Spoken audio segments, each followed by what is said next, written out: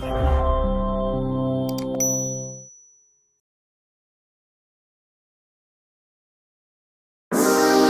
na po mapatagalit? Tawagin na po natin ang founder po ng EA Philippines. Si Sir Mark Nava Cortez. Wala po tayo sa magpasalamat sa ating mga dyan ko.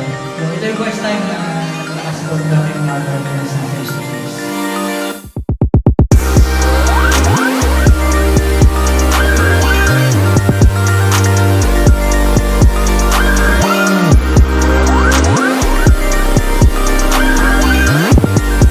Kasi ang unang investment sa crypto or sa forex is knowledge.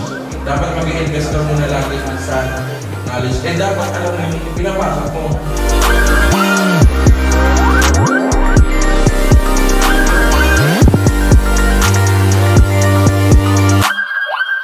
Alam naman po natin na ibang-iba na ang panahon ngayon.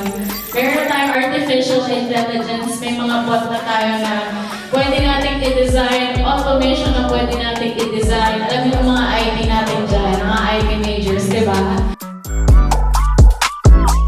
What is forex trading? So, siguro naman, karamihan nito alam mo. Sa term po niya, nagsimula talaga sa forex exchange. Shortcut lang po yung forex. Okay? So, kapag nahit ng tanggal yung pula, pag-close yung order mo, with profit. Kada seconds, kada minuto, gumagalaw po ito. Halimbawa, nag-install ka ng 12 AM. Dito ka po na-install.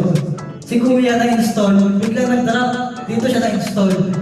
So, posibleng ikaw ang loss. Siya profit. Ako yung tao na hindi ako mag-invest sa isang bagay na hindi ko alam. Pero may mga tao talaga na sobrang mistaken na tiwala sila sa atin na ay, pinasok ni Flix, pinasok ni Leslie. Legit yan kasi hindi yung papasok sa mga scam. And kaya naman good thing is yan, kasama natin yung ating team. Ngayon na, yan, pag mumukha na po namin yung hinahanap namin. Kung pagkatao na natin